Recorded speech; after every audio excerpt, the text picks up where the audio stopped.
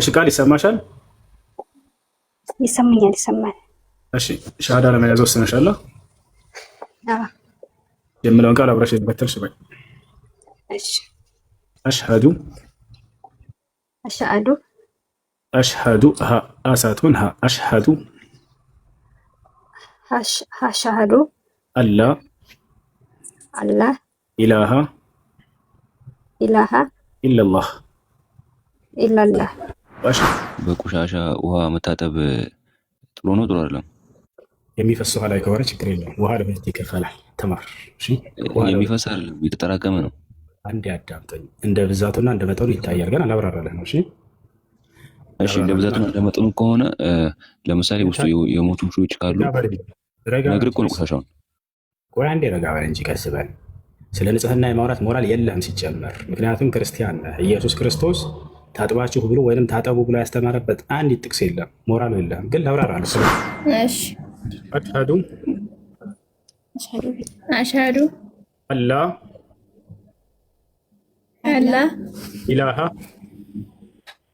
ኢላሃ ኢለላህ ወአሽሀዱ አንተ ስለምትከተለው ስለ እስልምና እምነትና ስለ ክርስትና እምነት ማለትም ክርስቲያኖች ተሳስተዋል የምትለውንና እስልምና ሀቅ አለው የምትለውን በትንሹ ብታስረዳኝ ደስ ይለኛል። እሺ በጣም ጥሩ። እንግዲህ እስልምና ሃይማኖት፣ ክርስትና ሃይማኖት እንደው ትክክለኛ የትኛው ነው የሚለውን በአንድ ደቂቃ ለማወቅ እንዴት ነው ከተባለ ያ አራት ላይ የተገለጸው ራሱ አብ ነው ማለት ነው። ገብቶሃል አይደል? 6 ከፈለክ አነብልሃለሁ። ዮሐንስ ራእይ ቁጥር 6 ላይ አለ። አብሽር መንግስትም ለአምላኩና ለአባቱ። ጭራሽ ኢየሱስ ክርስቶስ አምላክ እንዳለው በራእይ ላይ እየተነገረ ነው። ያጀማ ምድር ላይ ብቻ አይደለም፣ ወደ ሰማይ ከሄደ በኋላ መንግስትም ለአምላኩ ይላል። አምላኩ ማን ነው? እዚህ ጋር አምላኩ ማን ነው? የኢየሱስ አምላክ ማን ነው? እግዚአብሔር አብ ነው።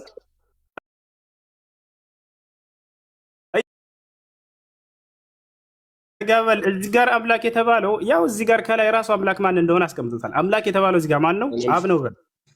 አዳምጡኝ እኮ ነው። እሺ 7 ላይ ወርድሽ 7 ላይ ወርድ። ቆይ 6ን መቼ ጨረስክ? ገና ነው። እዚህ ጋር አምላክ የተባለው እዚህ ጋር ኢየሱስ ነው አብ ነው? መልስ። ኢየሱስ ነው። መልስ። አይ ኢየሱስ ነው እዚህ ጋር ለአምላኩ የተባለው። መንግስትም ለአምላኩና ለአባቱ ይላል። ቆየ አምላክ የተባለው እዚህ ጋር ኢየሱስ ነው አለ። ለአምላኩና ለአባቱም ይላል። አምላኩና አባቱ የተባለው ኢየሱስ ነው። ወላሂ ወጥመድ ውስጥ ገባ በራሱ ጊዜ። የራስህ ታወራለህ። ራስህ እንትን የምትለው ግራ ገባኝ እኮ እኔን አጣላ። ራሴ አይደለሁም እየጠየኩ እየመለስክ ነው። አዳምጥ። እዚህ ጋር መንግስትንም ለአባቱና ለአምላኩና ለአባቱ ካህናት እንድንሆን ላደረገ ለእርሱም ከዘላለም እስከ ዘላለም ድረስ ክብርና ኃይል ይሁን አሜን እያለ ይናገራል። ስለዚህ ቦታ ላይ አምላክ እየተባለ ያለው ላክ እዚህም ቦታ ላይ አምላክ እያለ እየተናገረ ያለው እርሱ ራሱ ነው ማለት ነው። ስለዚህ ያለው የነበረው የሚመጣ የተባለው አምላክ የተባለው ከላይ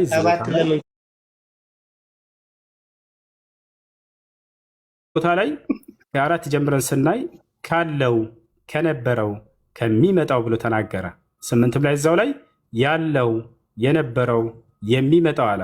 እሺ አምላክ የተባለውስ ማን ነው? ወደ ላይ ከፍ ብለን ስናይ አምላክ ብሎ እየጠራ ያለው አብን ነው። ስለዚህ እዚህ ቦታ ላይ 8 ላይ እየተናገረ ያለው የነበረው የሚመጣ አምላክ የተባለው አብ እንጂ ኢየሱስ ክርስቶስ አይደለም ማለት ነው። ይህን ይመስል ችግር የለውም። አንብበው፣ ያው ምንም አዲስ ነገር የለውም። ይህ ስለ ኢየሱስ ይናገራለች። አንብበውማ እንደ እስካሁን ከፍ አድርገህ ድምፅህን አንብበው። ችግር የለውም። እነሆ ከደመና ጋር ይመጣል፣ ዓይንም ሁሉ የወጉት ያዩታል፣ የምድር ወገኖች ሁሉ ስለ እርሱ ይዋይላሉ። አሜን። ኢየሱስ ክርስቶስ ችግር አለ። ኢየሱስ ተባረክ። ጌታ ስሙ ይባረክ። ተባረክ አንተ ራስህ። 8 ቁጥር ላይ ምን አለ? 7 ቁጥር ላይ ያሪ ተቀሰው 4 ነጥብ አድርገህ ዝግትላል ዘለቀ አላየሽውም? 4 ነጥብ ማኩስ ሁሱ አንድ ጊዜ ልናገር። እሺ አንድ ጊዜ ተናገር። ችግር የለውም። አንድ ጊዜ ልናገር። ተናገር። በቃ አመሰግናለሁ። በመዝጋት ከሆነ ፍትሃዊ ሆነ እንደው አንዳንድ ጊዜ 3 ቁጥርም 4 ቁጥርም እኮ እየተዘጋ ነው ወደታች የመጣው አይደለም? እነሆ ከላይ ያለውን እሺ እኮ ጣቃ ትግባብኝ። አንድ ጊዜ ልጨርስ። ጠየቀኝ አይደለ? ስጠይቀኝ ጊዜ መልስልሃለሁ። ላኢላሃ ኢለላህ አለይሂ ሰው አይደለም እኮ ሙሐመድ ኢንትሮጌቲቭ ምናምን አውራሽ ያላ ከላይ ያለውን በስርዓት እያብራራው መጣና 7 ቁጥር ላይ እነሆ ከደመና ጋር ይመጣል፣ ዓይንም ሁሉ የወጉትም ያዩታል። የወጉት የተባለው ማን ነው? ኢየሱስ ክርስቶስ ነው። የምድር ወገኖችም ሁሉ ስለሱ ዋይ ዋይ ይላሉ፣ አዎን አሜን ይላል። ከዛ ያለውና የነበረው የሚመጣው ሁሉን የሚገዛ ጌታ አምላክ አልፋና ኦሜጋ እኔ ነኝ ያለው ኢየሱስ ክርስቶስ ነው። ክብር ይግባውና ለስም አጠራር ያለውና የነበረው የሚለው እዚህ ጋር ያለ ሚወት አድርገኝ የፈነሱንማ እንደ አንተ። እሺ አመሰግናለሁ። እሺ ሁሱ እንግዲህ አሁን አንድ ጥያቄ ብቻ ልጠይቅና ልወጣለሁ። አንድ አስተያየት ብቻ። ቅድም አንተ የራስን ሃይማኖት ስታብራራ፣ ለዚህ እኮ ነው ቅድም ያልኩህ። የራስን ሃይማኖት ስታብራራ ዝም ብዬ አዳመጥኩ። ከየት እንዳመጣሁ ሁላ ሳላቅ ዝም ብዬ ሰማሁ። ገባህ? ሰማሁ። አንተ ግን እኔ እንድናገር እንኳን ሳትፈቅድልኝ ጣልቃ እየገባህ ታብራራ ጊዜ ማስረጃ መጠየቅ ትችል ነበር። አሁንም ምን ይሄንን አንተ እንድታብራራ ላሳይ ጣልቃ እየገባሁ በነገር ላይ ጣልቃ እየገባሁ እኮ ይሄንን መረጃ ከየት ነው ይሄንን መረጃ ከየት እያመጣህ ነው እያልኩ ነበር። ቁርአኑ ያብራራል እያልክ በጣም አጫጭር ሱራ የሆነች አጫጭር እያሳየሁ ነበር። ለምን ተዋሻለህ? እያንዳንዱን ጠይቀኝ። በመካከል አሁን አንተ እኔን አዳምጡኝ ብቻ ላይ ነህ። አንተ ያለው አሁን እኔም ብቻ አዳምጡኝ ላይ ነህ። እኔኛ አይደለም እንዴ? ልክ አወራህና አንተ ዝም ብለህ እኔ ማውራት ሲጀምር እንደገና መለሰህ ጣልቃ ትግባ። ይወታል አይደለም? እኔ ሳወራ ጊዜ ሁላችሁም ክርስቲያኖች አሁን ለተናገርከው አቋርጠህ ማስረጃ አምጣ ማለት ትችላላችሁ ብዬ ብዙ ጊዜ እናገራለሁ። አሁን እናንተ ግን ይሄ ጭንቅላታቸው ላይ የጫኑባቸው ነገር አለ። ይሄ ጥቅስ ለኢየሱስ ነው ብሎ አሳምነዋቸዋል። ገብቷቸዋል አይደለ? ከላይ ግን ሄደን አውዱን ስንመለከተው አዳም ረጋ በል፣ እያወራህ ጣልቃ ትግባ። አሳምነዋቸዋል ጭንቅላታቸውን። ይሄ ራእይ 1:8 ለኢየሱስ ክርስቶስ ነው ብለው ነገር ግን ከላይ በደንብ አድርገው አውዱን እንዲመለከቱ ያደርጓቸው። ቀጥታ ከ7 ጋር አገናኝተው አሃ ኢየሱስ ነው ይሄን ብለዋቸዋል። ነገር ግን ከላይ ሄዳችሁ ከ4 ጀምራችሁ ስታዩት ጊዜ ራሱ የመጽሐፉ ባለቤት ዮሐንስ ያለው የነበረው የሚመጣው ብሎ ለብቻ አስቀመጠው እሱን። ከዚያ 7ቱ መናፍስት ብሎ ለብቻ አስቀመጣቸው። ከዚያ ምስክር የሆነው ብሎ ኢየሱስ ክርስቶስ ደግሞ ስለ ኢየሱስ ክርስቶስ ተናገረ። ከ3 አካሎች ሰላምታን እያቀረበ ነው። ስለዚህ ያለውና የነበረው ብሎ ታች ላይ ደገመው። ካለው ከነበረው ያለው የነበረው የሚመጣው ሁሉን የሚገዛ ጌታ አምላክ እያለ ተናገረ። ገብታችኋል አይደል? አምላክ የተባለችውን ቃል ነው እሱ የፈለገው። እዚህ ቦታ ላይ አምላክ የተባለው ማን ነው? ከላይ ሂጄ አምላክ የተባለው ማን እንደሆነ እዚያው አሳየሁት፣ ከአውዱ ላይ ማለት ነው። አምላክ የተባለው አብ ነው። ገብታችኋል አይደል? ከአምላኩና ከአባቱ እያለ ኢየሱስ ክርስቶስ የኢየሱስ ክርስቶስን አምላክና አባት ይገልጻል። ስለዚህ አምላክ እየተባለ ያለው እንደ አውዱ ከላይ መለስ ብለህ ስታይ ራሱኑ አብን እንደሆነ ያለ የነበረ የሚመጣ እያለው ከሆነ ከአብ እንደሆነ እዚያው ጋር ተቀምጦልሃል ማለት ነው። ይህን ይመስላል። እሺ ፍቅር ሜትህን አንሳ። አንድ መጨረሻ ጥያቄ ጠይቅና ልወጣለሁ። አንድ መጨረሻ ጥያቄ አለ ጠይቅና ልወጣለሁ። ለሌሎች እድል ስጣቸው። ፍቅር ሜትህን አንሳ። ጥያቄ ምንድን ነው? አጭር ጥያቄ ነበር። እሺ እንግዲህ አንስቻለሁ። ልጅቱ ትክክል ነው። አንተ ጌትነቱንማ እንዲ ማወቅ የምፈልገው ኢየሱስ ክርስቶስ ጌትነቱ በመደረግ የተገኘ ጌትነት ነው። ምንም ማወቅ አያስፈልግም። እሱ አይጠቅምም። በጣም ያሳዝነው። ጌትነቱ በመደረግ የተገኘ ጌትነት ነው። ስለዚህ አወቀው አላወቀው ምንም የሚጠቅም ነገር የለውም። መለኮታዊ ጌትነት ስላሉ ነው። ማስረጃ ላሳይ። ከታች ያለው ልጅ ትክክል ነህ። አንተ በሚገባ መልሰህለታል። እሱ የመረዳት ችግር ነው እንጂ ወሬውን ተወውና ከኔ ጋር አውራ። የጀመርከውን የኢየሱስ ክርስቶስ ጌትነት በመደረግ የተገኘ ጌትነት ነው። ማስረጃ ላሳይ ትፈልጋለህ? ተደርጎ ነው። አንተ ያልከው ተከተሉኝ ብሏል ወይ ነው የሚያምንበት ይከተለዋል። ጌታ ነው ብለህ እስከዛሬ ያመንከውን ስህተትህን ዛሬ ላፈራርስልህና ወደ እውነት እንድትመራ ዘንድ ኢየሱስ ክርስቶስ ጌትነቱ በመደረግ የተገኘ ጌትነት ነው። እሺ ጌትነቱ በመደረግ የተገኘ ጌትነት ነው። ምን ትላለህ? ጌታ ተደርጎ ነው። አምላክ ደግሞ ጌታ አይደረግም። ምን ትላለህ? በፍጹም አንተ አይደለ አላህ አይደለ እንደ መሐመድ አረቦችን ሰብስቦ የጻፈውን መጽሐፍ አላህ ወርሮታል ብሎ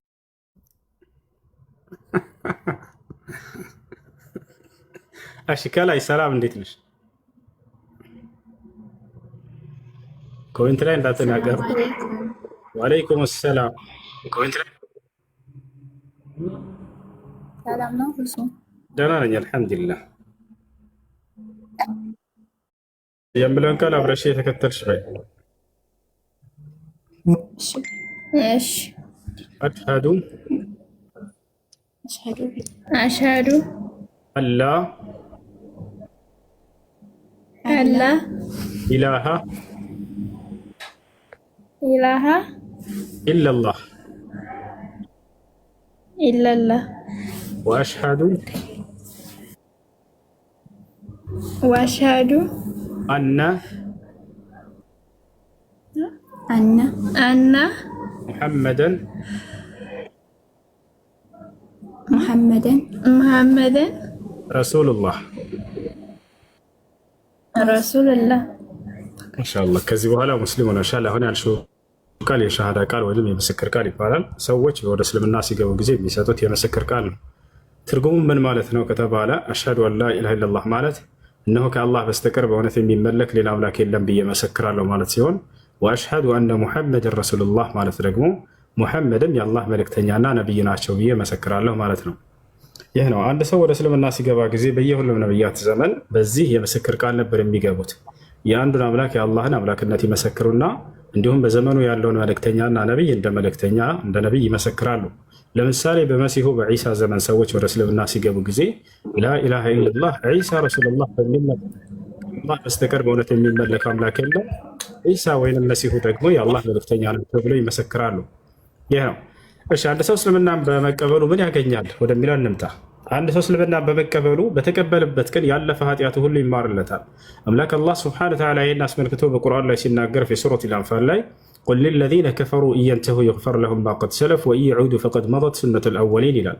ሙሐመድ ሆይ ለነዚያ ለካዱት ሰዎች እንዲበላቸው ከክህደታቸው ቢቆጠቡና ወደ እኔ ቢመለሱ ያለፈ ኃጢአታቸውን ሁሉ ምርላቸዋለሁ ብሏል ብላቸው እያለ ይናገራል። እንዲሁም በሌላ ቦታ ላይ አምላክ አላህ ሱብሓነሁ ወተዓላ ምን ይላል? ወኢኒ ለገፋሩን ሊመን ታበ ወአመነ ወዐሚለ ሷሊሐን ሱመ እህተዳ ይላል። ወደ እኔ ንስሐ ላደረገና ለተመለሰ ባሪያዬ እኔ ኃጢአቱን ሁሉ ምርለታለሁ ብሎ ተናግሯል። ነቢያችን ሰለላሁ ዐለይሂ ወሰለም በሐዲስ ላይ አልኢስላም የጅቡ ማ ቀብለሁ ብለው ተናገሩ። እስልምና ከእርሱ በፊት ያለን ኃጢአት ሁሉ ያስተሰርያል ያስምራል ብለው ተናገሩ። ያ ማለት አንድ ሰው እስልምና ሲቀበል ያለፈ ኃጢአቱ ሁሉ ይማርለታል ማለት ነው። ሌላው አንድ ሰው እስልምናን በመቀበሉ ከሞት በኋላ ምን ተስፋ ተሰጥቶታል? አምላክ አላህ ሱብሓነሁ ወተዓላ ከሞት በኋላ ምን ብሎ ተናግሯል? ስለዛ ህይወታችን አምላካችን አላህ ሱብሓነሁ ወተዓላ ከሞት በኋላ የዘላለማዊ ህይወትን ሊያወርሰን በገነት ውስጥ ለዘላለም ሊያኖርን ቃል ገብቶልናል። አላህ በቁርአን ላይ ሲናገር ወኢነ ዳር አልአኺረተ ለሂየል ሐይዋን ይላል። ትክክለኛ ህይወት ያለው የዘላለማዊ ህይወት ያለው በመጨረሻው ዓለም ህይወት ነው እያለ ይናገራል። ያ ደግሞ ለማን እንደሆነ የተዘጋጀው ሲናገር ኢነ ለዚነ አመኑ ወዐሚሉ ሷሊሓት ለሁም ጀናቱ ነዒም ኻሊዲነ ፊሃ ወዐደላሂ ሐቃ ወሁወል ዐዚዙል ሐኪም ይላል። እነዚያ በእኔ አምነው መልካምን የሰሩ ሰዎች ለእነርሱ ገነት ተዘጋጅታላቸዋለች፣ በእርሷም ውስጥ ለዘላለም ዘውታሪዎች ናቸው። ይህም የእኔ የአላህ ቃል እውነት ነው፣ እኔ አሸናፊና ጥበበኛ የሆንኩኝ አምላክ ነኝ እያለ ይናገራል። ነቢያችን ሰለላሁ ዐለይሂ ወሰለም በሐዲስ ላይ ሙስሊሞች ከሞት በኋላ ወዴት እንደሚሄዱ ሲናገሩ ምን አሉ?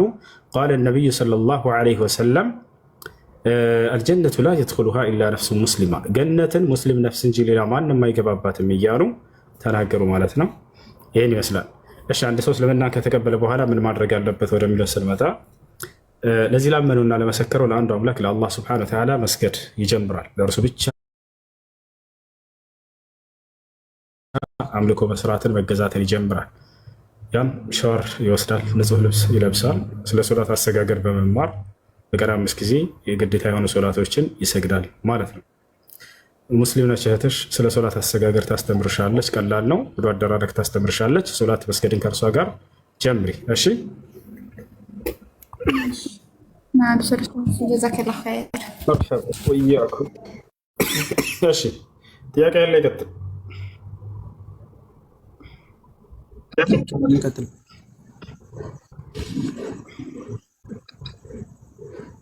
እሱ ይሰማል? ይሰማል። የሆነ ጓደኛ ያለና አባቱ በቅርብ ጊዜ ነው የሞተው። አሁን በህልሜ እያመጣ ይረብሸኛል እያለ ነው። ምን ማድረግ አለበት? እስቲ ለሞተ ለአባቱ ሰደቃ ውጡ። የመረሱ አትሳቅብኝ። ኖ አትሮጡ አለንና አቆመን። ከዛን የፈራን ቆምንና ሰይፉን ሲሰጠን ማንሳት አቅቶናል በጭራሽ። ከዛን ሻንጣውን ሲሰጠን ደግሞ አነሳ ነው። ከዛን በሉ በሰይፉ እንደዛ ያደርጋችሁ ሻንጣውን አንሶ ስለን ሰይፉን አልቻልነውም፣ ሻንጣውን ግን አነሳ ነው። በዛን ተነሳው ጓደኛዬን አልተነገርኩም። ምንድነው ላይ እንደዚህ አየው ምናምን ብዬ ነገርኩት። ሁለተኛ ደግሞ በተኘሁበት ባህር ውስጥ ነው የተኘሁት በህልሜ። በጣም ተኩላ፣ በጣም ትልቅ ተኩላ፣ በጣም ነጭ ነው። ከዛን እኔን ለመያዝ በምናውቀው መጠን ልክ እንመልስላቸዋለን። በዚያ ውጭ ስለ ህልም መፍታት አልፈልግም። ህልም መፍታት ወደፊት እንዲህ ልትሆን ትችላለህ ወይ እንዲህ ሁነህ ነው ብሎ ግምታዊ ነገር መስጠት ነው። ይህን ደግሞ እኔ አልፈታም። ጥያቄ ጠይቁ። አይ ወላሂ ጥያቄ ነበረኝ። ጥያቄ ነው። በቆሻሻ ውሃ መታጠብ ጥሩ ነው ጥሩ አይደለም? የሚፈስ ውሃ ላይ ከሆነ ችግር የለውም። ውሃ ለሁለት ይከፈላል። ተማር። የሚፈስ አይደለም የተጠራቀመ ነው። አንዴ አዳምጠኝ። እንደ ብዛቱና እንደ መጠኑ ይታያል። ገና አላብራራለህ ነው። እሺ እንደ ብዛቱና እንደ መጠኑ ከሆነ ለምሳሌ ውስጡ የሞቱ ውሾች ካሉ ነግር እኮ ነው ቆሻሻውን። ቆይ አንዴ ረጋ በል እንጂ ቀስ በል።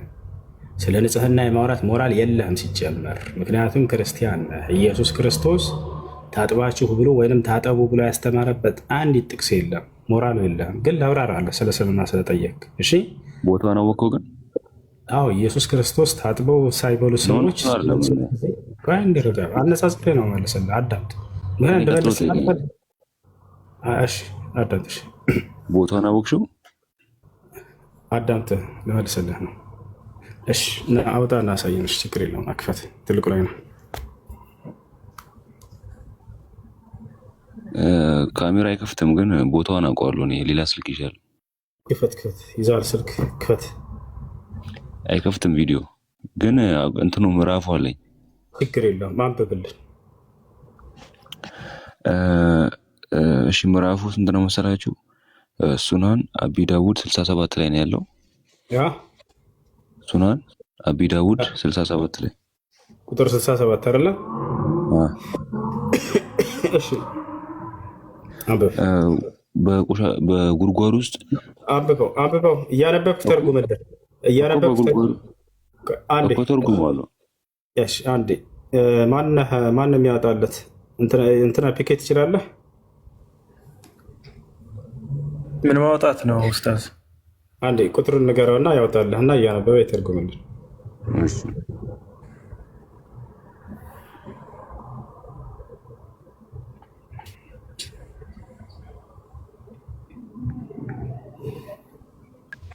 ሁሴን አሰላሙ አለይኩም። ተሻለ?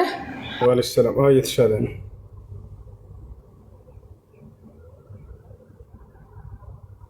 በነገራችን ላይ አዲስ አካውንት ነው ያኛው አካውንት ስለተመታ ፎሎ ያላደረጋችሁኝ ይህን ፎሎ አድርጉ። እሺ መልክበት ለኪንግ ኦፍ ኪንግ እሱ አልነገረም። ተናገር፣ ንገረው እና ይክፈት። ሱናን አቢ ዳውድ 67 ሱናን አቢ ዳውድ 67 እሺ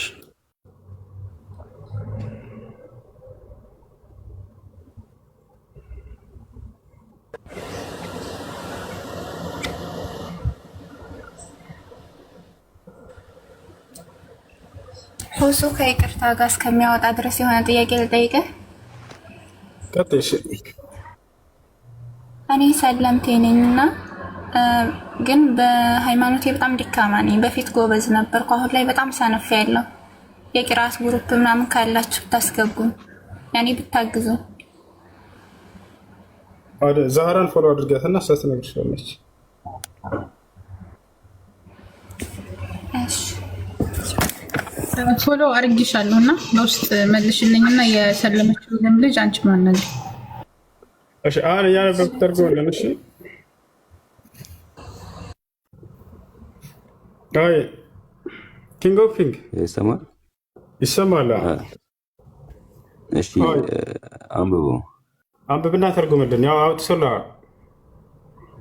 አይ እሺ ምን ይላል መሰላችሁ? መጀመሪያ ላይ በእንግሊዝኛው I heard that the people asked to the prophet of Allah ጠየቁትና the water brought for you from the well of Buddha በጉድጓድ ውስጥ ውሃ ይመጣላችኋል ይላል። It is a well in which dead ውስጡ የሞቱ ውሻዎች የወር አበባ የነካው ጨርቅ እና እና ቆሻሻ ውስጡ አለው እና በዚህ ከታጠባችሁ ምንም ውሃን አይበክለውም ይላል። ውሃን አይበክለውም። ጨረስክ? እንዴት ነው ውሃ የማይበክለው? በዚህ ላ ነገር በጣም ጥሩ። እሺ አሁን አዳምጥ። ቅድም ስናገር ነበር አንዴ ላብራራለሽ።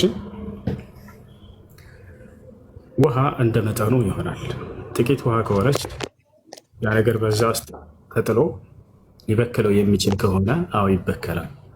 ነገር ግን ውሃው በጣም ብዛት ካለው ጥቂት ነጃሳዎች ሊነጅሱት አይችልም በእርሱ ላይ። እሺ የውሃው ልክ እስከ አፍንጫ ድረስ ነው ይላል እና ላሳየህ ውሃው በጣም ብዙ ነበር። ላሳየህ። እሺ ውሃው በጣም ብዙ እንደነበር ማስረጃ ያሳየህ ነው። እሺ ወደ ጎን 6 ሜትር ነው፣ ወደታች ደግሞ እስከ አፍንጫ ድረስ ነው እኮ። ላሳየህ ነው በጣም ብዙ ውሃ እንደነበረ ማስረጃ ያሳየህ ነው።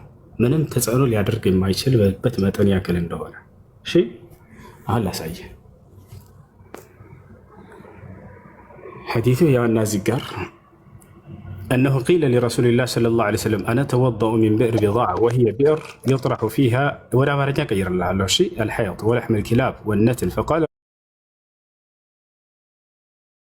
الرسول صلى الله عليه وسلم الماء طهور لا ينجسه شيء يا الناس قال يقينيان وهاني صهنو من النجر السنة هرك سوى ما ينجسهم ماله تاري من أين وهانو كتب علي يا الناس قال ما ورا ولا ست متاجزي فأجاب النبي صلى الله عليه وسلم عن هذا الحديث قائلا الماء طهور لا ينجسه شيء أي إن الله تعالى خلق الماء طهورا لا ينجسه شيء ما لم يتغير لونه أو طعمه أو ريحه وقد كان بئر بضاعة كثير الماء بتام بزوها يالو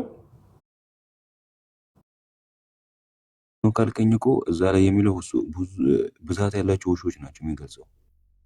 አንድ ውሾች ነው የሚለው ውሻ አይልም።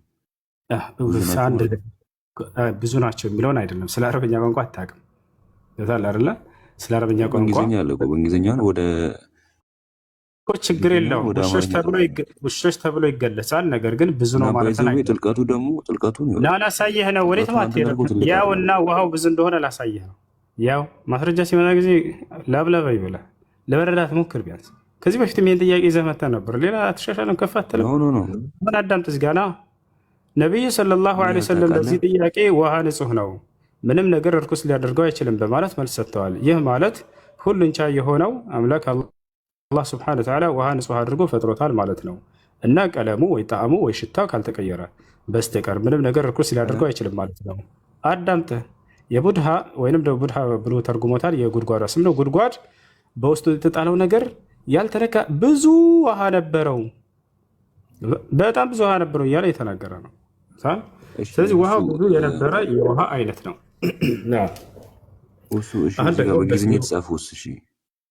ይህ ችግር የለውም። ውሾች ተብሎ የሚገለጸው ብዙ በብዜት ይገለጽና አንድ ቃል ነገር ግን አንድ ሊሆን ይችላል የታሰበበት። ለምሳሌ ማስረጃ ርስት እንድትረዳ ዘንድ ይህ እንደ አረበኛ ዳምጥ ውሸት አይደለም፣ ትክክል ነው። እያብራራሉ ነው። የአንተ ግንዛቤ መስጠት ነው። አዳምጥ፣ ተረጋጋ። ፖለቲካ ስራ አዳምጥ።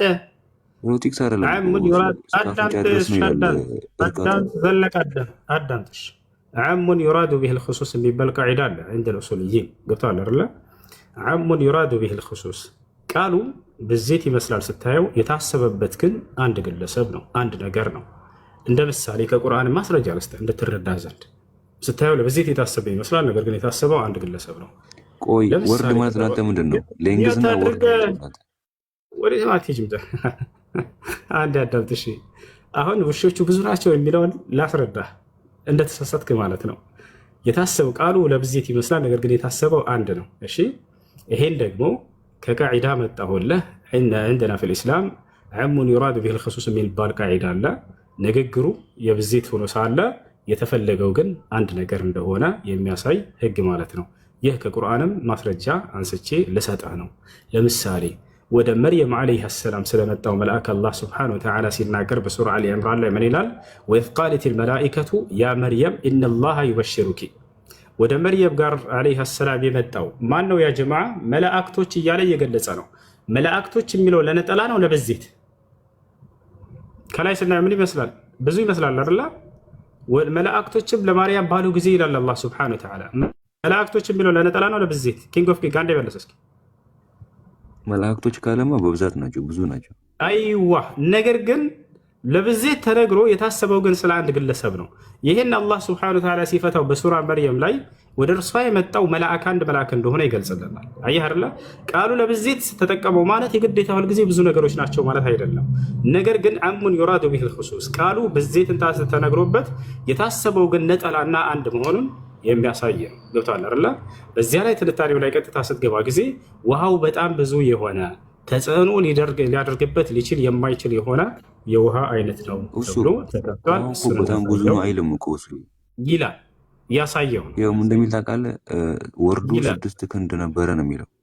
ለምን ሺህ አይሆንም? እሱ ሳይሆን ይላል እያሳየው ነው። ገብቶሃል አይደል?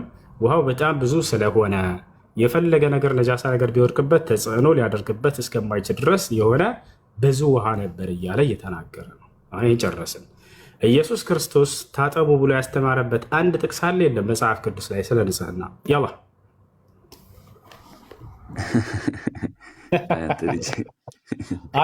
አየ መለስ ወንድነ አይደለም። አይ ብዙ ነው አልከኝ። ከዛ ከዚህ ጋር ኢየሱስ ክርስቶስ ታጠቡ ብሎ የተናገረበት አንድ ጥቅስ አለ ወይ? ሻወር ወሰዱ ያለበት አያንተ አከይታ ቆሎ ተውቶ ያላ መለስ ወንድነ ጀመል ተመልሳለሁ አላልክም? ቅድም ቃል ገብታል። ወዴት ነው እንዳትሄድ? ስለ ንጽህና የሚያስተምር ትምህርት የላቸውም፣ ግን እስልምናን ስለ ንጽህና ሊፈትሹ ይመጣሉ። ኢየሱስ ክርስቶስ ለመቆም ፈልገ ሲሆን እግዚአብሔር እንዳለ እንትኑን አማርኛ ያለውን ወደ እንግሊዝኛ ተቀይሮ ወዴት ነው አትሄድም? ኢየሱስ ክርስቶስ እንደው ታጠቡ ብሎ ያስተማረበት አንድ ጥቅስ አለ መጽሐፍ ቅዱስ ላይ ወይንስ የለም? እሺ አሁን እሱ ይሄ ውሃ አትሆኑ ግን እዚህ ጋር ምክንያቱም መልስ የለም እዛው ላይ ሊያድር ፈለገ። አይቻልም። በጣም ያሳዝናል። ብዙ ጊዜ እስልምናን በንጽህና ሊተቹ ይመጣሉ። ገብታችኋል አይደል? ነገር ግን አንዲት ቦታ ላይ ኢየሱስ ክርስቶስ እንደው ሻወር ወሰድ እንኳን አላላቸውም፣ እንደታጠቡ እንኳን አላለም። ነገር ግን የሚገርማችሁ በጣም የሚያሳዝነው ደግሞ ሳይታጠቡ በልተው ሰዎች እንዲህ ሳይታጠቡ ይበላሉ በተባለ ጊዜ ተቆጣ ኢየሱስ። ምን እንዳለ ተመልከቱ። እሺ ወንድሜ ፒኬ ማስረዳት የምትፈልገው ነገር ካለ ቀጥል። መርሃባ ሁሱ። አይ በክርስትናም ቢሆን ኦሪት ዘሌዋውያን ምዕራፍ 11 ላይ የሞተ በድን የወደቀበት ምንጭም ይሁን ጉድጓድ እንደማይረክስና እንስሳውን የነካ ብቻ እንደሚረክስ ያስቀምጣል። ከነዚህም በድን የሚወድቅበት ሁሉ እርኩስ ነው። እቶን ወይም ምድጃ ቢሆን ይሰባበራል፣ እርኩሳን ናቸውና ለእናንተ እርኩሳን ይሆናሉ። ነገር ግን ምንጩ ጉድጓዱም የውሃውም ኩሬ ንጹሐን ናቸው፣ በድናቸውን ግን የሚነካ እርኩስ ነው ይላል። ስለዚህ የእንስሳ በድን ወይም የሞተ ሬሳ ማለት ነው ምንጭና ጉድጓድ ላይ ቢወድቅ ውሃው ንጹህ ነው፣ በድኑን የሚነካ ብቻ ነው በድኑ ብቻ ነው ቆሻሻ የሚሆነው እንጂ ውሃው ራሱ ንጹህ እንደሆነ ያስቀምጠዋል ማለት ነው። ሁሱ የትኛውን አንቀጽ ልክፈትልህ? ኢየሱስ ክርስቶስ ሳይታጠቡ ምናምን ምግብ በልተው ምናምን አይሁዶች በተናገሩት ጊዜ ሰውን ወደ አፍ የሚገባ ነገር አያረክሰው ምናምን ባይታጠቡም ብሎ የተናገረበት ቦታ አለ። እሱ እስኪያወጣላቸው አንድ ቀይ ንገረክ ቁጥሩ ያው ይሄን መሲሁ አስተምረዋል ብለን እናምንም። ነቢያቶች በጣም ለንጽህና ትልቅ ቦታ አላቸው፣ ግን መጽሐፍ ነው እንደዚህ እያለ ብናገርበት። ፒኬን ፎሎ አድርጉት ጀማ። እዚህ አዲስ አካውንት ነው የፒኬ አካውንት እና ፎሎ አድርጉት 2400 ሰዎች።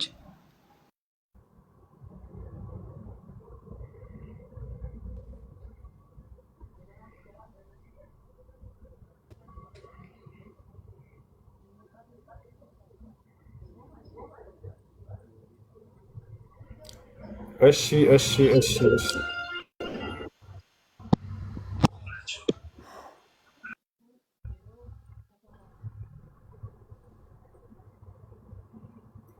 እሺ የት ጋር ታገኘዋለህ?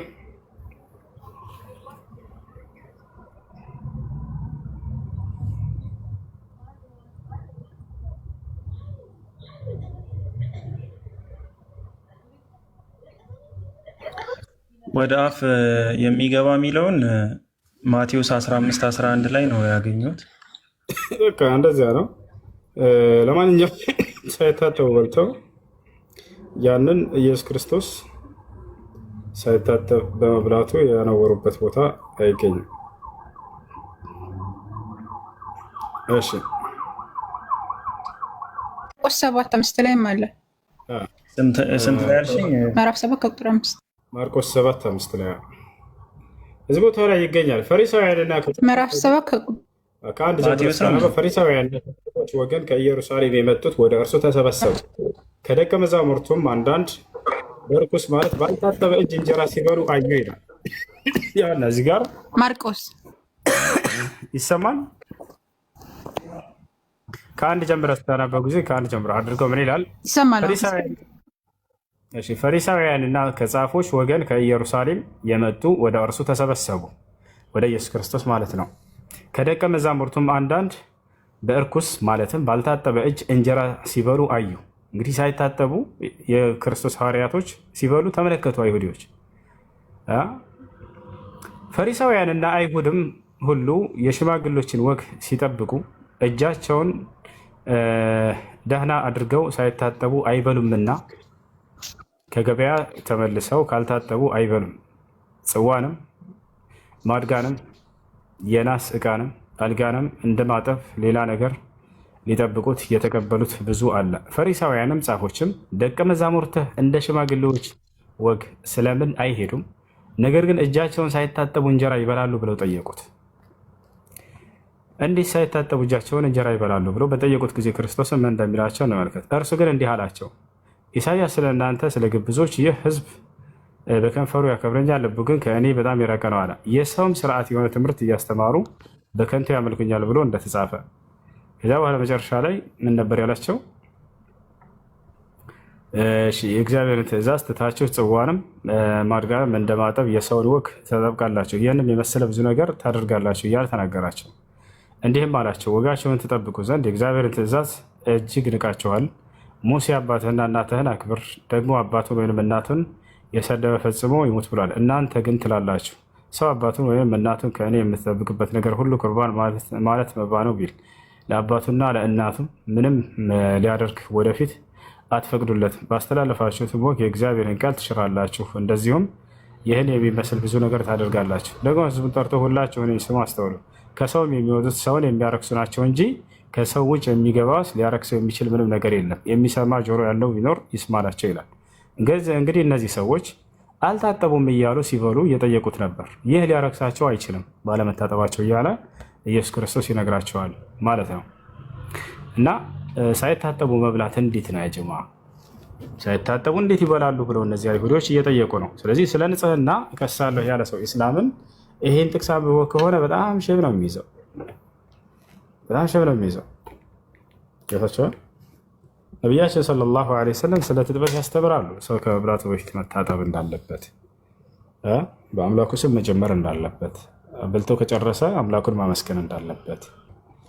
ማንኛውም ጥያቄ ያለው ካለ መጠየቅ ይችላል።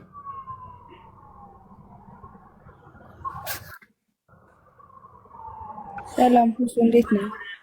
ሰላም ነው ይለን። እሺ እንዴት ነው? ሰላም ነው አለን። እኔ ጥያቄ ልጠይቅ ሳይሆን አንተ ስለምትከተለው ስለ እስልምና እምነትና ስለ ክርስትና እምነት ማለትም ክርስቲያኖች ተሳስተዋል የምትለውን እና እስልምና ሀቅ አለው የምትለውን በትንሹ ብታስረዳኝ ደስ ይለኛል። እሺ፣ በጣም ጥሩ። እንግዲህ እስልምና ሃይማኖት፣ ክርስትና ሃይማኖት እንደው ትክክለኛ የትኛው ነው የሚለውን በአንድ ደቂቃ ለማወቅ እንዴት ነው የምታደርጉት? ሁለታቸውም እንደየመጽሐፋቸው ነው መዳኘት ያለባቸው። አንዱ በሌላው ላይ አይናገር የሚለውን እንተወና ፍትሃዊ ሆነን ክርስትና እንደ ክርስትና መጽሐፍ አለ የራሱ ራሳቸው የሚያምኑበት፣ ሙስሊሞች ደግሞ ራሳቸው የሚያምኑበት የራሳቸው መጽሐፍ አለ። ለመሆኑ ትክክለኛውን እምነት አምላክ በነቢያት በኩል የደነገገው የሚባለው የትኛውን ነው የሚለውን ለማወቅ አምላክ ነው ሃይማኖትን መደንገግ ያለበት። ከዚያም በኋላ ነቢያቶች ያንን ተቀብለው ለትውልድ ይሰብኩታል። ገብታችኋል? በዚህ መንገድ ነው ሃይማኖት እውነተኛ ሊሆን የሚችለው። ይሄ ነው ሚዛኑ። ነገር ግን አምላክና ነቢያቶች ካልደነገጉት የማያውቁት ከሆነ ይህ እምነት ስህተት እምነት መሆኑን ትረዳላችሁ። ይህ ሚዛን ከያዛችሁ በቁርአን ላይ እስልምናን አምላክ አላህ ደንግጎታል ወይ ከተባለ አዎ፣ ኢነ ዲነ ዒንደ ላሂ ልኢስላም ይላል በሱራ አልዕምራን ላይ ምዕራፍ 3 ቁጥር 19 ላይ ትክክለኛው እምነት ከእኔ ከአምላካችሁ ከአላህ ዘንድ እስልምና ሃይማኖት ነው እያለ ይናገራል። ወረዲቱ ለኩም ልእስላመ ዲና ይላል ሱረቱል ማኢዳ ላይ። እስልምናን ሃይማኖት ብቻ ወድጄላችኋለሁ እያለ ይናገራል። እንዲሁም ለቀደሙት ነቢያት ሁሉ ደንግጎት እንደነበር ሲናገር ሸረዐ ለኩም ሚነ ዲን ማ ወሳ ብሂ ኑሐን ወለዚ አውሐይና ኢለይከ ወማ ወሰይና ብሂ ኢብራሂም ወሙሳ ወዒሳ ይላል። እነሆ ይህን ሃይማኖት እኔ ደነገግኩላችሁ ይላል አምላክ። ከዚህ በፊት ኖህን፣ አብርሃምን፣ ሙሴንና መሲሁን አዝዤባቸው የነበረውን አለ። ስለዚህ አምላክ ራሱ የደነገገው እንደሆነ ለነቢያት ያዘዘባቸው እንደሆነ ይናገራል በዚህ ጋር። እንዲሁም ነቢያቶች በሁለተኛ ደረጃ የሰበኩት ሃይማኖት መሆኑን ታገኛላችሁ በቁርአን ላይ። ወያዕቁብ ያ በንየ ኢነላህ አስጠፋ ለኩም ዲን ፈላ ተሙቱነ ኢላ ወአንቱም ሙስሊሙን አለ። ያዕቁብ ምን አለ? ልጆቼ ሆይ እነሆ አምላክ አላህ አንድ ሃይማኖትን ብቻ መርጦላችኋል፣ አደራ ልጆቼ ሙስሊሞች ናችሁ እንጂ አትሙቱ አላቸው ይላል። ስለዚህ አምላክ አዞበታል፣ ነቢያቶችን አዞበታል። እንዲሁም ነቢያቶች ትውልዳቸውን ሰብከውበታል። ስለዚህ ከአምላክ ዘንድና ከነቢያት ዘንድ እውቅና ያለው ሃይማኖት እንደሆነ ከዚህ መረዳት እንችላለን። ክርስትናን ደግሞ እንደራሱ መጽሐፍ እንመልከት። ለመሆኑ እግዚአብሔር ክርስትና ሃይማኖትን ደንግጎታል ወይ መጽሐፍ ቅዱስ ላይ? ወይም ክርስቲያን ሆኖ ብሎ ያዘዘበት ቦታ አለ ወይ? እንዲሁም ነቢያቶች ክርስቲያን ሆኖ ብለው ትውልዳቸውን የሰበኩበት ቦታ አለ ወይ? ላ በፍጹም የለም። አንዲት ቦታ ላይ እግዚአብሔር ክርስቲያን ሆኖ ብለው ነቢያቶችን ያዘዘባቸው ቦታ የለም። ነቢያቶችም ልክ እንዲሁ አንዲት ቦታ ላይ እኛ ክርስቲያኖች ነን ወይም እኔ ክርስቲያን ነኝ አለ። ልክ በቁርአን ላይ ነቢያቶች እኔ ሙስሊም ነኝ እንደሚሉ ማለት ነው። ኖሕን ብንወስድ ለምሳሌ ወኡሚርቱ አን አኩነ ሚነል ሙስሊሚን ይላል ቃል በቃል እኔ ከሙስሊሞች እንደሆን ታዘዣለሁ እያለ ይናገራል። አያችሁ። ነገር ግን ይህን መጽሐፍ ቅዱስ ላይ ስንወስድ ጊዜ እግዚአብሔር ክርስቲያን ሆኖ ብሎ ያዘዘበት ቦታ የለም። ነቢያቶችም ክርስቲያን ሆኖ ያሉበት ቦታ የለም። ነቢያቶችም ልክ እንደሆነ የክርስቲያን ልጅ ብሎ የተናገረ የለም። አንድ የነቢይ ስም ተጠቅሶ አከሌ ነቢይ ክርስቲያን ነበር የሚል የለም። በቁርአን ስትመጡ ግን አብርሃም ሙስሊም ነበር የሚል ቃል በቃል ታገኛላችሁ። መካነ ኢብራሂም የሁድየን ወላ ነስራንየ ወላኪን ካነ ሐኒፈን ሙስሊማ፣ አብርሃም ሙስሊም ነበር ይላል። ክርስቲያን መጽሐፍ ቅዱስ ላይ ሄዳችሁ አንድ ነቢይ ለታሪክ ተጠቅሶ እንደው አከሌ ነቢይ ክርስቲያን ነበር የሚል አታገኙ። ስለዚህ ከአምላክ ዘንድና ከነቢያቶች ዘንድ እውቅና ያለው ሃይማኖት ኢስላም እንደሆነ ከዚህ ትረዳላችሁ። ክርስትና እንደ መጽሐፉ ሄደን ስናየው ጊዜ አምላክ መሆኑ ነቢያቶች አንዲትም ቦታ ላይ ክርስቲያን ሆኖ ብላ ያዘዙበት ቦታ አታገኙም። ከአምላክ ዘንድና ከነቢያት ዘንድ እውቅና የሌለው ሃይማኖት ደግሞ የተሳሳተ ሃይማኖት እንደሆነ አምላክና ነቢያቶች የማያውቁት ሃይማኖት እንደሆነ ትረዳላችሁ ማለት ነው። ይህን ይመስላል ለኔ። እሺ ሰላም አለይኩም። የት አድርግ ጨርስ። እሺ በጣም ይቅርታ አንድ ጥያቄ የሚጠይቅህ እና ቁርአን በነቢዩ ሙሐመድ ሰለላሁ ዐለይሂ ወሰለም ሰዓት ወይም በእሳቸው ሰዓት እንደወረደ ነው የሚታመነው ወይስ ከዛ በፊት የነበረው ነቢያቶች በሙሉ በነ ሙሳም በነ ኢብራሂምም ሰዓት ነበረ ወይ? ያ ቁርአን ከሰማይ ወርዶ ነበር ወይ በዛ ሰዓት? እሺ በየነቢያቱ ዘመን አምላክ አላህ ሱብሓነሁ ወተዓላ መለኮታዊ መጽሐፍን ያወርድላቸዋል ወይንም በቃሉ ያናግራቸዋል። ቁርአን የወረደው መቼ ነው ከተባለ ነቢዩ ሙሐመድ ሰለላሁ ዐለይሂ ወሰለም ነቢይ በተደረጉበት ጊዜ ነው። ከዚያ በፊት ቁርአን አውርዶላቸው ነበር ወይ ለየነቢያቱ ከተባለ አዎ፣ በነቢያቶች ላይ የወረዱት ቁርአን የሚል ስያሜ አላቸው። ነቢያችን ሰለላሁ ዐለይሂ ወሰለም ቃል በቃል ሐዲስ ላይ ቁርአኑ ዳውድ፣ ቁርአኑ ሙሳ፣ ቁርአን ዒሳ እያሉ ጠርተዋቸዋል። ለዳዊት የተሰጠ ቁርአን፣ ለሙሴ የተሰጠ ቁርአን፣ ለዒሳ የተሰጠ ቁርአን እያሉ ጠርተዋቸዋል። ቁርአን ማለት የሚነበብ ቃል ማለት ነው። ስለዚህ አምላክ አላህ ሱብሓነሁ ወተዓላ በቀደሙት ነቢያቶች ላይ ቁርአን አውርዶላቸው ነበር ማለት እንችላለን። ያ የተወረደውን ነቢ ሰለላሁ ዐለይሂ ወሰለም ቁርአን እያሉ ይጠሯቸው ነበር። ታዲያ ዛሬ ቁርአናችሁ ላይ ይገኛል ወይ የነዚያ ነቢያቶች አስተምሮ ምን እንደነበር ለማወቅ ከተባለ አሁ አምላክ አላህ ሱብሓነሁ ወተዓላ ለነቢዩ ሰለላሁ ዐለይሂ ወሰለም ጥቅልል አድርጎ የቀደሙትን ነቢያት ሁሉ አስተምህሮ በቁርአን ላይ ሰብስቦ ሰጥቷቸዋል። ዛሬ ላይ አብርሃም ምን አስተማረ የሚለውን ሙሉ በሙሉ አላህ በቁርአን ላይ አልሐምዱሊላህ ጠቅሶልናል። ሙሴ ምን አስተማረ? መሲሁ ምን አስተማረ? ኤልያስ ምን አስተማረ? ኤልሳ ምን አስተማረ? አብርሃም ምን አስተማረ? ያዕቆብ ምን አስተማረ? ኢስሐቅ ምን አስተማረ? ዮሴፍ ምን አስተማረ? ኢዮብ ምን አስተማረ? ዘከርያስ ምን አስተማረ? ዮሐንስ ምን አስተማረ? ሕዝቅኤል ወይም ዙልኪፍል ምን አስተማረ? ኤልሳ ምን አስተማረ?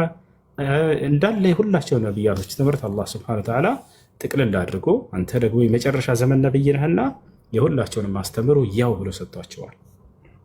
እሺ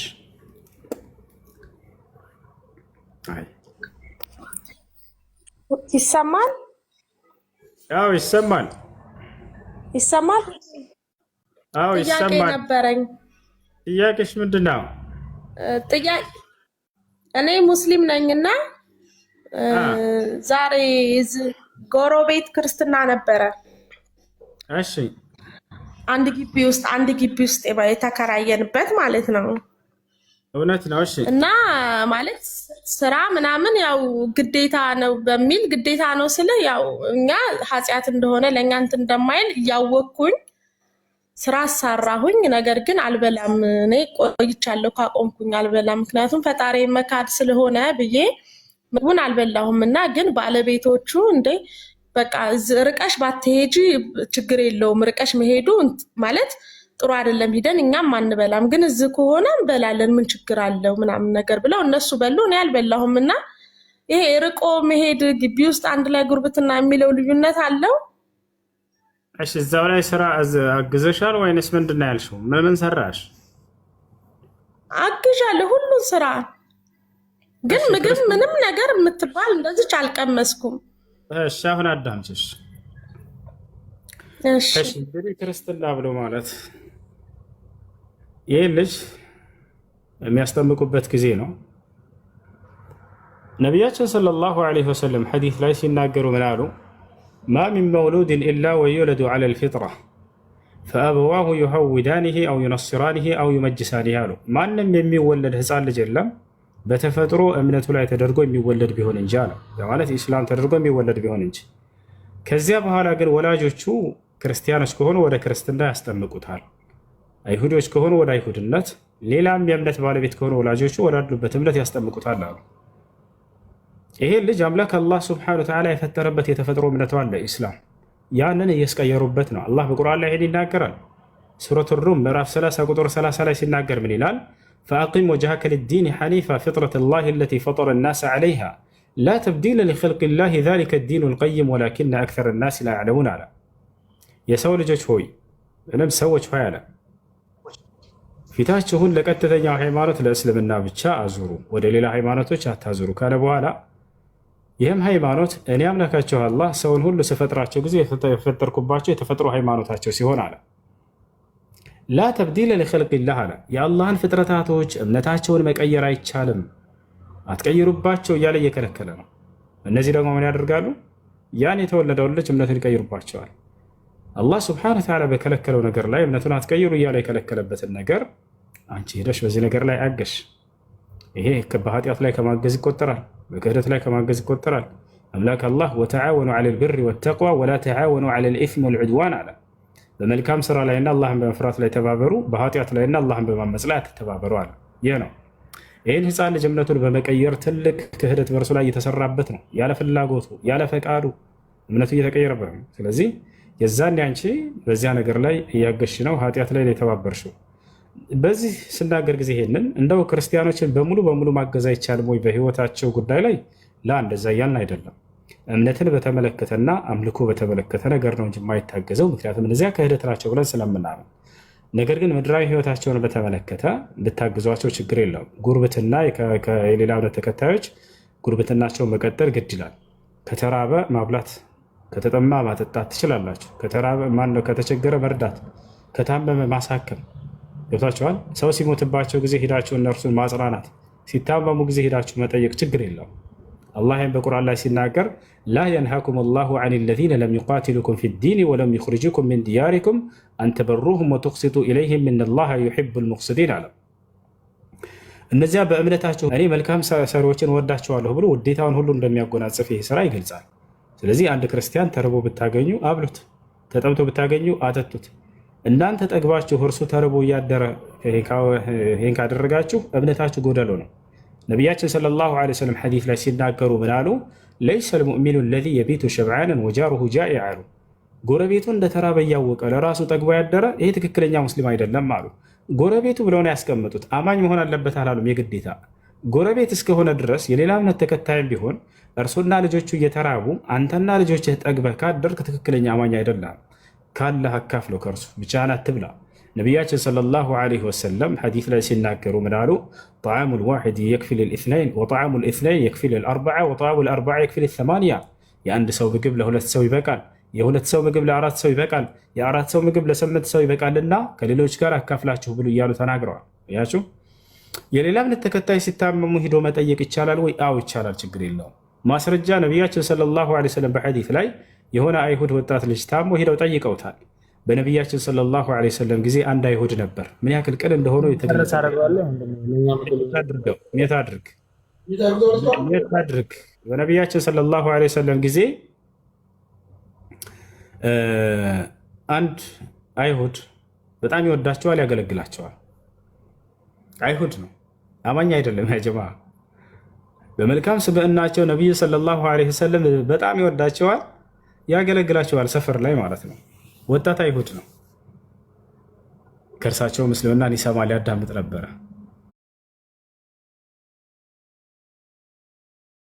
ሰለላሁ ዐለይሂ ወሰለም ከዕለታት አንድ ቀን አጡት ይሄን ወጣት በሰፈራቸው ላይ። አይን ልጉላም ልየሁዲ ያሉ፣ ያ አይሁድ ልጅ የት ጠፋ የት ነው ብለው ጠየቁ። ፈቂለ ለሁ ኢነሁ መሪዱ ያ ረሱላላህ፣ አንተ የአላህ መልእክተኛ ሆይ እርሱ ታሟል እኮ አሏቸው። ነቢያችን ሰለላሁ ዐለይሂ ወሰለም ስለ እርሱ መጠየቃቸውን አላቋረጡም።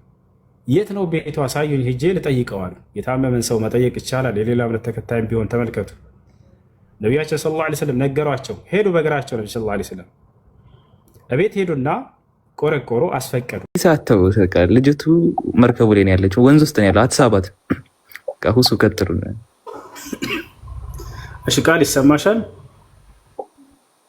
ይሰማኛል፣ ይሰማል። እሺ ሻሃዳ ለመያዝ ወስነሻል? የምለውን ቃል አብረሽ የበተልሽ በይ። እሺ አሽሀዱ አሽሀዱ አሽሀዱ ሀ አሳቱን ሀ አሽሀዱ አሽሀዱ አላ አላ ኢላሃ ኢለላህ ወአሽሀዱ አነ ሙሐመደን ረሱሉላህ። ማሻአላህ ጨርሰሻል። ከዚህ በኋላ ሙስሊም ሆነሻል። አሁን ያልሽው ቃል የሻሃዳ ቃል ወይንም የምስክር ቃል ይባላል። ሰዎች ወደ እስልምና ሲገቡ ጊዜ የሚሰጡት የምስክር ቃል ነው። ትርጉሙ አሽሀዱ አን ላ ኢላሃ ኢለላህ ማለት እነሆ ከአላህ በስተቀር በእውነት የሚመለክ ሌላ አምላክ የለም ብዬ መሰክራለሁ ማለት ሲሆን፣ ወአሽሀዱ አነ ሙሐመድን ረሱሉላህ ማለት ደግሞ ሙሐመድም የአላህ መልእክተኛና ነቢይ ናቸው ብዬ መሰክራለሁ ማለት ነው።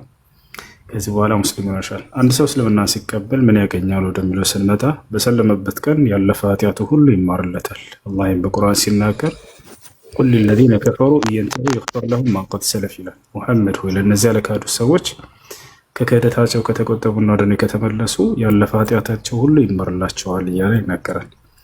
እንዲሁም አንድ ሰው ከእስልምና በኋላ በቀጣዩ ዓለም የተስፋ ቃል ተሰጥቶታል ወይ ከሞት በኋላ ስላለው ህይወቱ ከተባለ አዎ፣ አምላክ አላህ በቀጣዩ ዓለም የዘላለም ሕይወትን ሊሰጣችሁ ገነትን ሊያወርሳችሁ ቃል ገብቷል። ኢነ ለዚነ አመኑ ወዐሚሉ ሷሊሓት ለሁም ጀናቱ ነዒም ኻሊዲነ ፊሃ ይላል። እነዚህ ያመኑና መልካምን የሰሩ ለእነርሱ የገነት ጸጋ አለችላቸው፣ በእርሷም ውስጥ ለዘላለም ዘውታሪዎች ናቸው እያለ ይናገራል። አንድ ሰው እስልምና ከተቀበለ ሻወር እንዲወስድና ስለ ሶላት አሰጋገድ በመማር ለዚህ ላመነውና ለመሰከረው ለአንድ አምላክ አምልኮ መስራትን ሶላት መስገድ ይጀምራል። ከዚያም ስለ እስልምና በመማር የሚያዘውን መፈጸም የሚከለክለውን በተቻለ አቅም በመራቅ ይኖረዋል ማለት ነው እስከ ሕይወት ፍጻሜ ድረስ። ይህን ይመስላል። አድሚኖች ፎሎ ያደርጉሻል፣ በውስጥ ያናገሩሻል፣ ስልክ ትልክላቸዋለሽ። ስለ ሶላት አሰጋገድ እንድትማሪ እንዲሁም ደግሞ እስላማዊ ትምህርቶች እንድትማሪ ያግዙሻል። እሺ እሺ፣ አመሰግናለሁ። እሺ ቃል የሚለው ስም መቀየር ካልፈለግሽ ችግር የለውም። መቀየር የምትፈልጊ ከሆነ አንቺ ደስ ያለሽን ስም መጠቀም ትችላለሽ። ቀይረዋለሁ። እሺ የምትወጂው ስም አለ ወይንስ እኛ ቀይረልሽ? እኔ የማውቀው ስም የለኝም። እሺ ሀያት ይሆንልሽ ወይንም ኢክራም ወይንም መርየም ወይንም ረሕማ ወይንም ኢልሃም። ሀያት ይሻለኛል። ሀያት ማለት ህይወት ማለት ነው። ሀያት ደስ የሚል ስም ነው። ማሻአላህ። እሺ ወንድሞች ቀጥሉ። አህሜ ይብሮ ጃም። ሰላም አለይኩም። ወአለይኩም ሰላም ወራህመቱላሂ ወበረካቱ። እሺ እንኳን አላህ መራሽ እህታችን።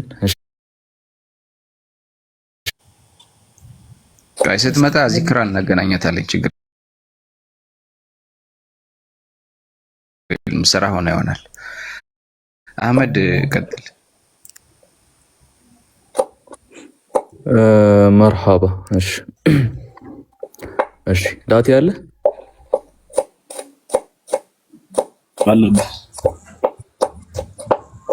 ላቲ እሺ እሺ ስለ ኮንዲሽኑ እያወራን ነበረ፣ አምላክን ስለመገዛት።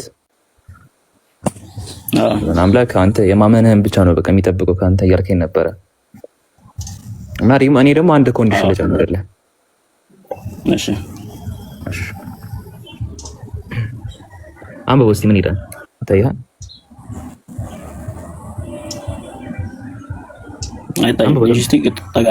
ድምፅን ከፍ አድርገህ እንደዚህ አንብበው። እሺ አንብበው አንተ።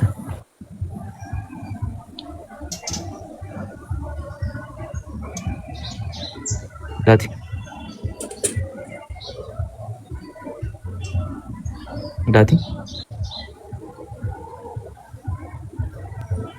ላቲ አለ አለው እያየው ነው።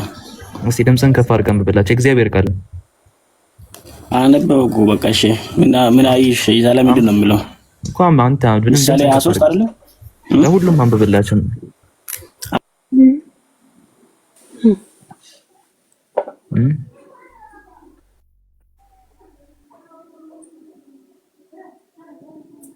ላቲ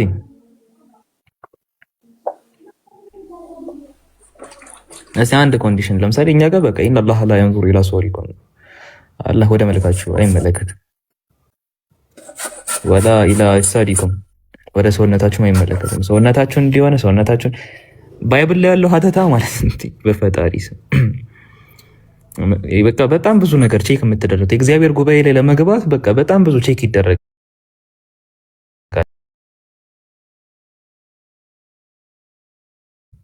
ወይም አንካሳ ይላል። አንካሳ ነው ተመለስ አጥረባ እስቲ ከዛ አንካሳ ካልሆነ ጥቅሱን ተና ይሄው ቆይ እስቲ ጋር የተሳሳትኩት ነገር አለ እዚህ ጋር የአምላክን እንጀራ ለማቅረብ እውር መሆን የለብንም፣ አንካሳ መሆን የለብንም።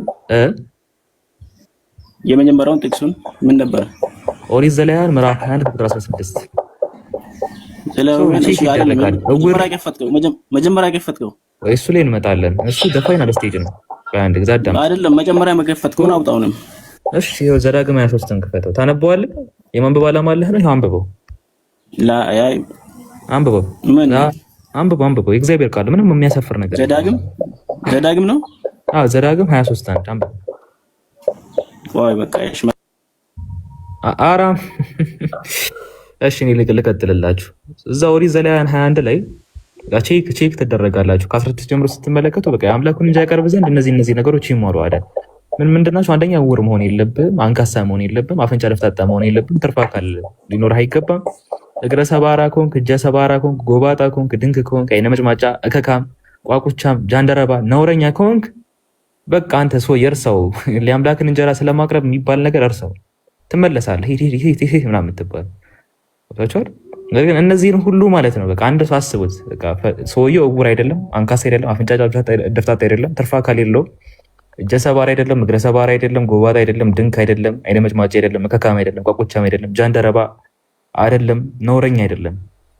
አሁን ይሄን ሁሉ ካለፈ በኋላ ማለት ነው ምን እንደሚደረግ ታውቃላችሁ? ሱሪን አውልቅ ነው የሚባለው። በቃ አህመድ ሻሃዳ የሚላል ለመስል ከስር አለ እንዴ? ሻሃዳ ማን ነው የሚለው ነው ቃል